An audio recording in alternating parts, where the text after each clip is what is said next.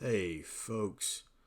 Um, this has been a while coming, but I just wanted to say welcome to Behind the Desk with JK. Thank you so much for taking time out of your day to join us for this. A little nervous. This has been an idea that I've had for probably a good 3, 4 years. Yeah, at least 4 years. So I'm finally able to get it up and get it going. So it's exciting. It's nerve wracking because I've never done anything like this. So I wanted to start off by first of all just saying again, welcome to Behind the Desk with me, your boy JK. So I want to tell you a little bit about the podcast. I want this to be raw, honest, in your face stuff from a bunch of different perspectives, from former to current pastors, Christian music artists, coaches. If I can get some athletes on here, that would be amazing. And I want it to be real when it comes to struggles, hardships, and in dealing with difficult people, especially within the church. A lot of people don't understand what pastors go through. A lot of people don't understand the kind of negative feedback that we do hear. There's a difference between constructive and destructive criticism. And pastors face a lot of destructive criticism, more so than constructive criticism. We deal with a lot of bad apples. So that's something that I want people to know about. I want them to know that it's not just preparing sermons for Sunday morning, Wednesday night, and then the occasional Sunday night, depending on what your church is able to do. There's a lot of junk that goes on behind closed doors that people don't know about. There's a lot of things that we shield our family, our volunteers, senior pastors that shield their staff from things that are said because, frankly, a bunch of it's just garbage. So that's what the main purpose of this podcast is to expose some of the stuff that we have to go through, some of the things that we have to listen to and endure. And it's not to make you feel sorry for us, it's just to give you some insight on what happens behind the desk in ministry, what happens behind the desk for Christian coaches, Christian artists, just a wide plethora of different types of things that happen when you're involved in the ministry that the common lay member or person that just randomly attends church or maybe doesn't even attend church but has gotten hurt by church so they can understand. Pastors, we're not perfect by any means, so please do not put your pastor or a preacher or an evangelist or whatever up on a pedestal because we're human just like every listener or viewer that is in the audience at the congregation level, at the listen to the podcast level, to just talking in a restaurant. We make mistakes every day, just like you do. The only difference is, of course, whenever we're Christians, we are saved by the grace of God, forgiven for our sins by the shedding of the blood. That's the only difference between a sinner and a saint, so to speak, is one's forgiven and one's just not got there yet. So, and another thing is you can't expect a lost person to act like a saved person, so don't get upset when they do. Don't be surprised. That's something that pastors hear a lot is, why are you hanging out with that person? They're just scum or whatever. Well, you got to connect with them. Paul said, be all things unto all men. So we're just kind of going to jump in. When is this podcast going to hit the wavelengths or radio frequencies or whatever you want to call it. It's going to be on Monday nights at 7 o'clock, 7 p.m. I tried to pick a nice day, a nice round time when people be done with work, hopefully, and finished eating dinner. But of course, everything will be through the different social media outlets and platforms, so you can go back and listen to them whenever. Where are they going to be at, you may ask? We're going to have a YouTube channel. It's going to be Behind the Desk with JK. And I try to do things a little bit different. So the behind is not all capital, but the B is capital, the T and the is capital, and the D in desk is capital, with lowercase JK, of course, capital. So YouTube channel Behind the Desk with JK. We have a Facebook page that's at BTD Behind the Desk. So BTD with JK. Instagram account, all one word, Behind the Desk with JK, no capitalization, all lowercase. And then also these podcasts are going to be posting through Anchor by Spotify at Anchor, ANCHOR.fm/Joshua-Kelly0. That's just the username it made for me. If I'm able to change it to something like Behind the Desk with JK later on, I will do that and let you know. We do have an email address that you can reach out to me at. It is btdwithjk@gmail.com. Or, of course, you can also reach out on Facebook Messenger through the podcast page. So make sure that you go give the Facebook page a like. Go subscribe to the YouTube channel. Share this with your friends and family. Help me get the word out.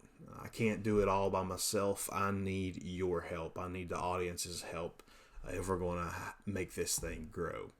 So we're going to jump straight into it.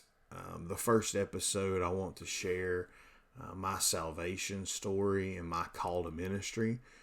It helps me build my resume to qualify me to do something like this, to do a podcast about ministry, my experiences, my hardships, the Karens of the world, church world that I've had to face, so to speak. I don't want to offend anyone, but that's just kind of one of the common things that they say when people are complaining and fussing, is they call them a Karen. So no disrespect to anyone with the name Karen, but I'll be honest, my goal is to be the realest person in the room.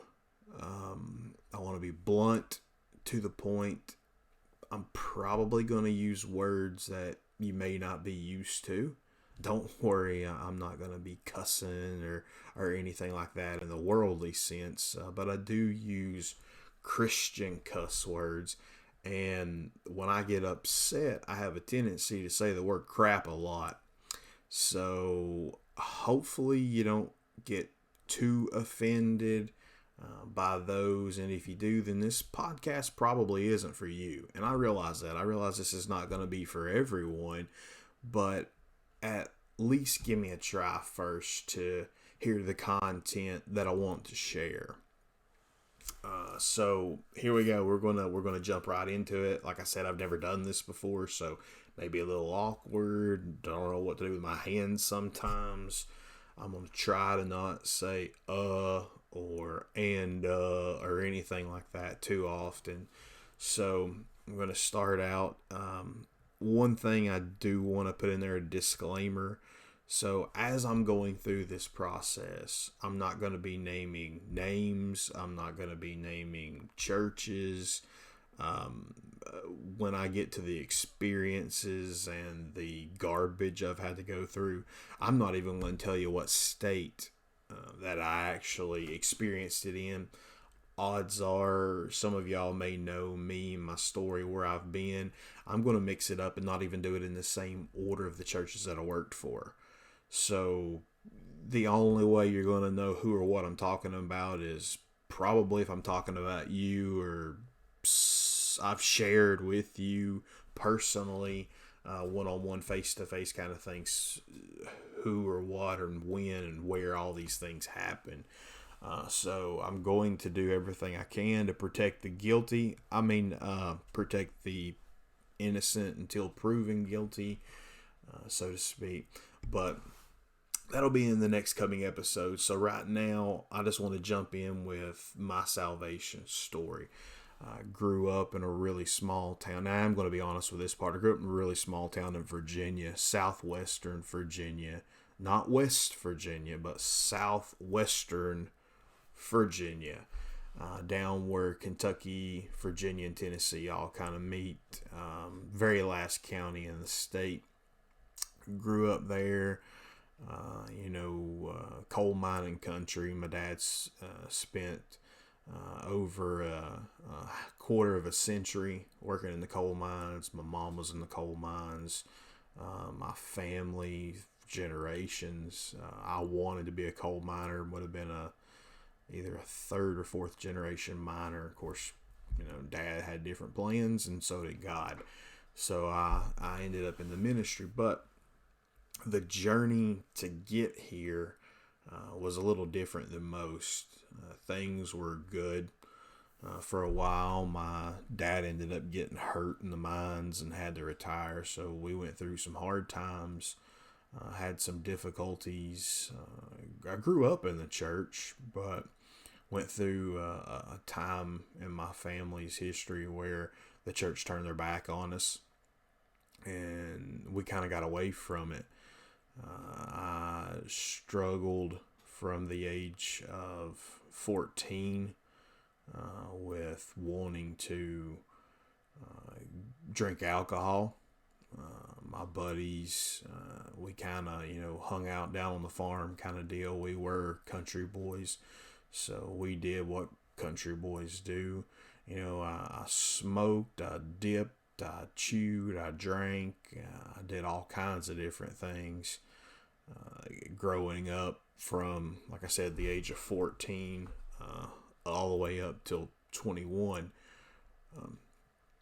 But I went to a really small school, very homely type of school where everybody knew everybody. You were basically somebody's big brother or big sister because we all knew each other's names. Most siblings have went there. I have siblings, but I might as well have been an only child because of the age difference. So growing up, it wasn't easy, but I didn't realize how hard it was until I got older, and especially didn't realize the financial situation or anything that we found ourselves in until I had a family of my own to experience those type of things. But we made it by the grace of God. He was always with us. He was always keeping an eye on us. Like I said, I grew up in church for a while. Then we got away from it. I started going back to church around 15, I think. And I'll give a shout out to a friend of mine, Zach Berry, actually got me back into going to church. Stayed all night with some friends, and my parents didn't want to come the next day to pick me up. So it was, well, either we come get you now because we're ready to go, or you find a ride.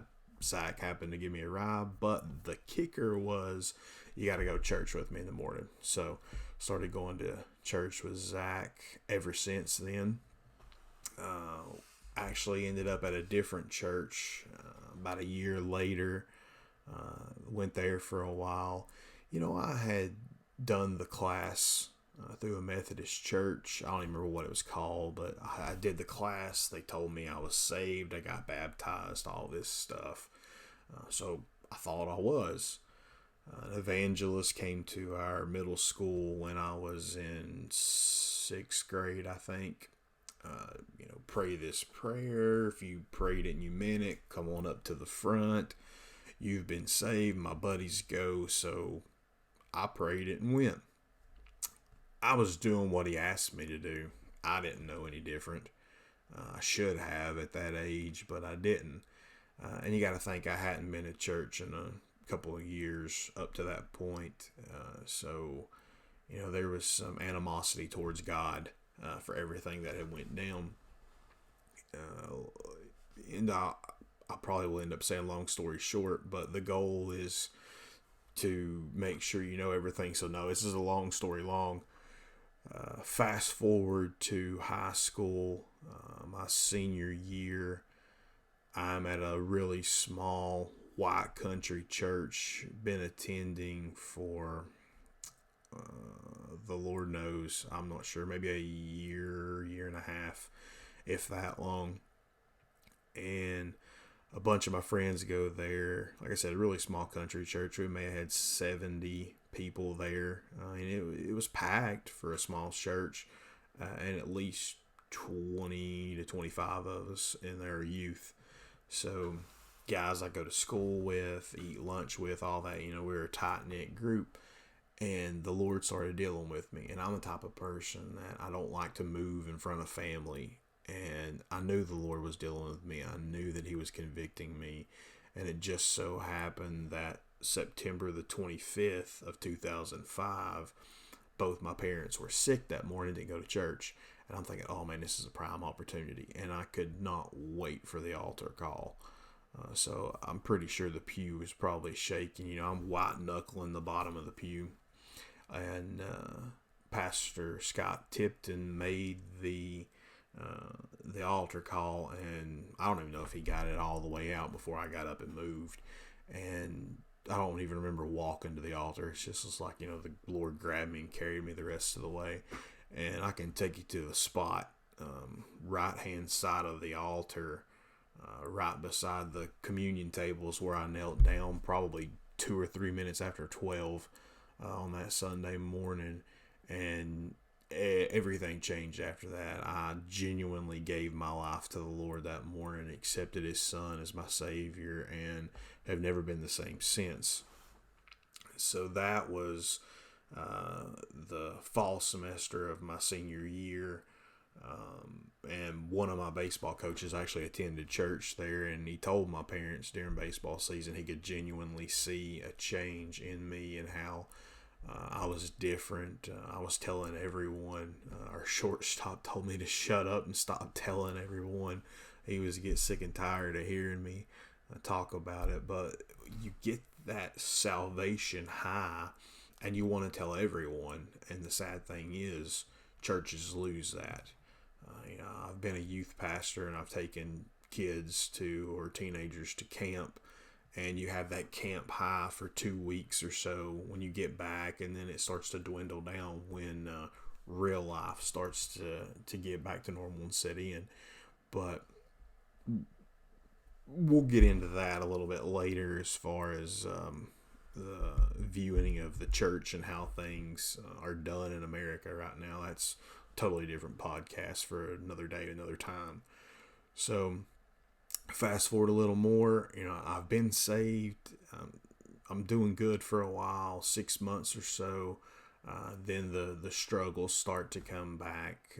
There's still I'm not even 18 yet, but I'm still, dipping and chewing, and still, the occasional drinking. It wasn't as bad as it was a little earlier, but still it's there.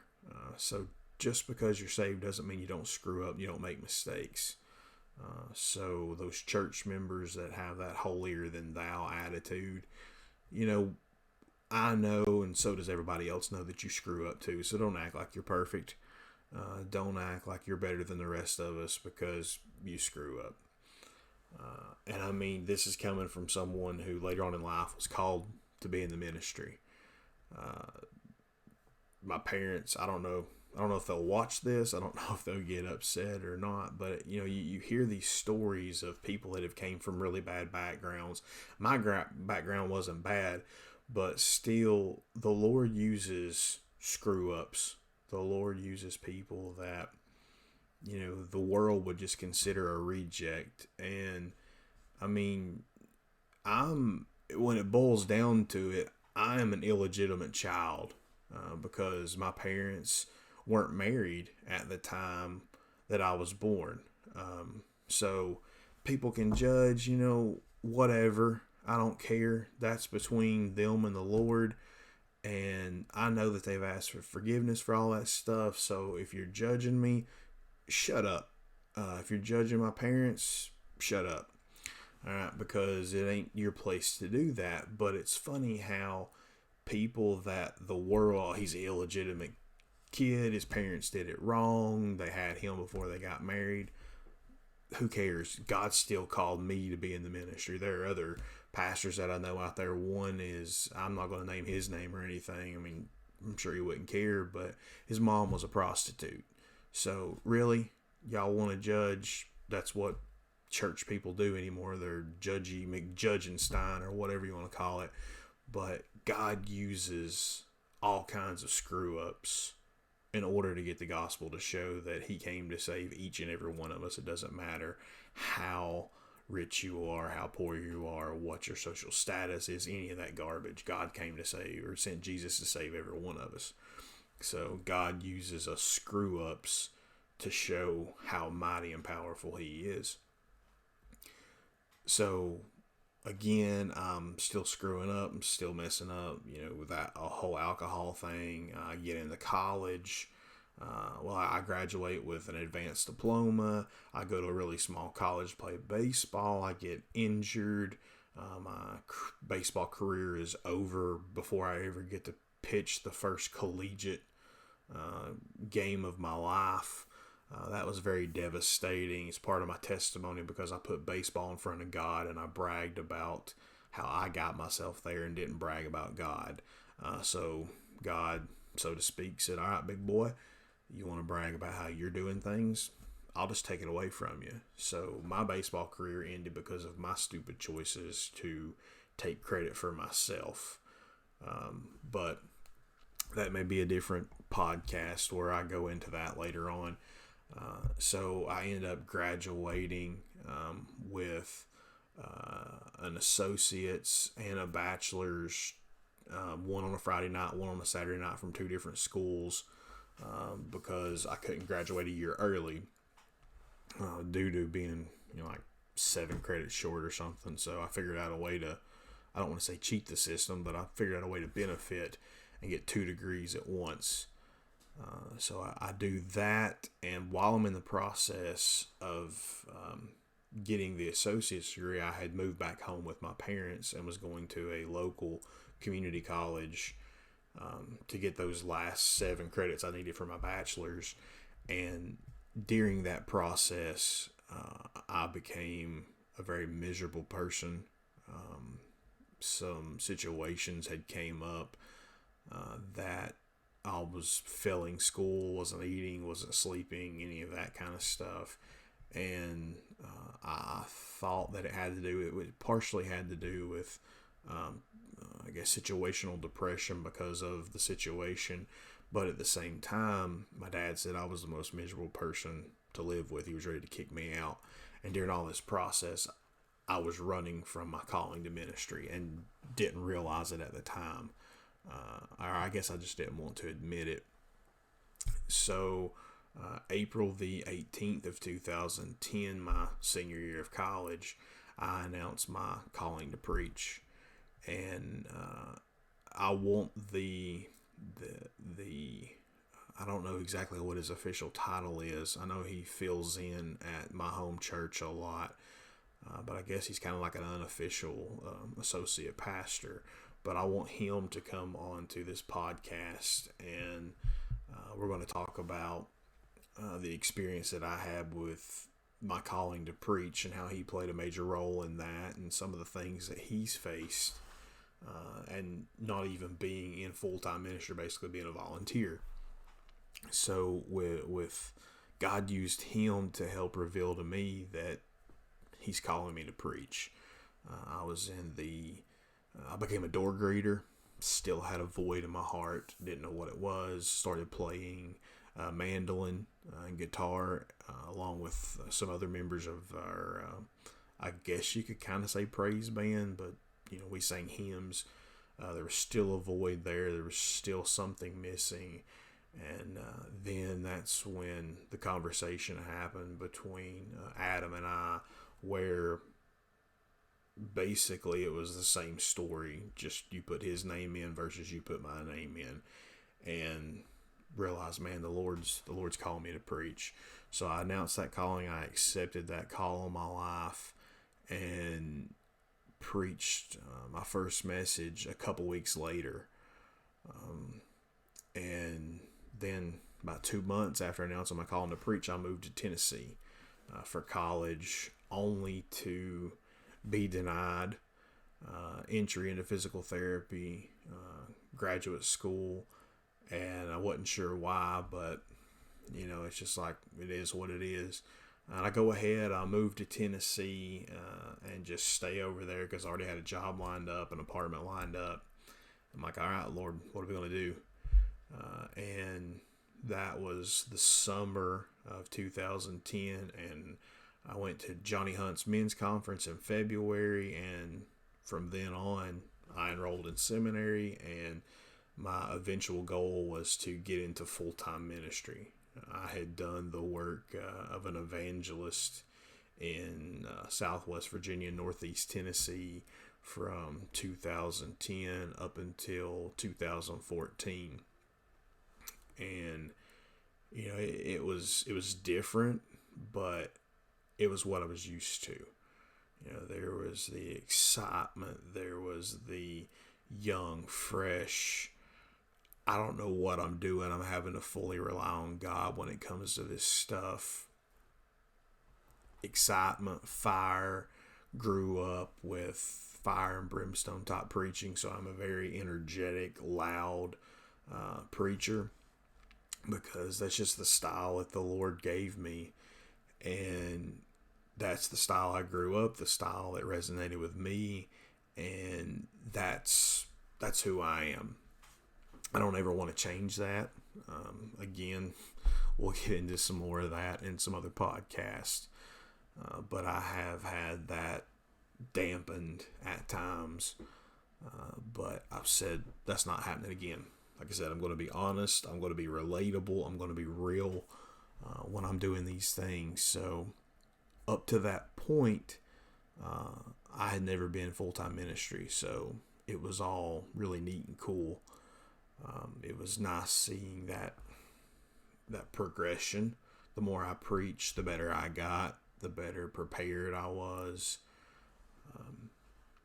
and it was just it was a process.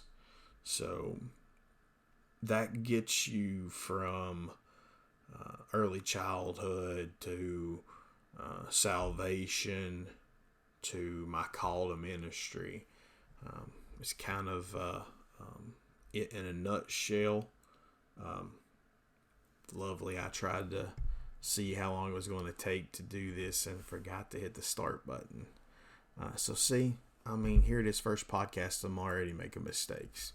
Go figure. There probably is going to be a lot of them as I go, but with the Lord's help, we're going to get better at doing this. I may be all right. I was going to say I may be able to check. I'm at roughly 28 minutes. So the goal of the time frame for our podcast is, I know a lot of people, a lot of the audience are going to be busy, so I'm trying to keep it between 30 to 40 minutes in total. Because as guests come on, we're going to have our intro music. We'll have a time where I'll introduce the guest, kind of talk about what they mean to me personally and to my ministry, how they've helped. I want them to share a little bit of their story, how they got started.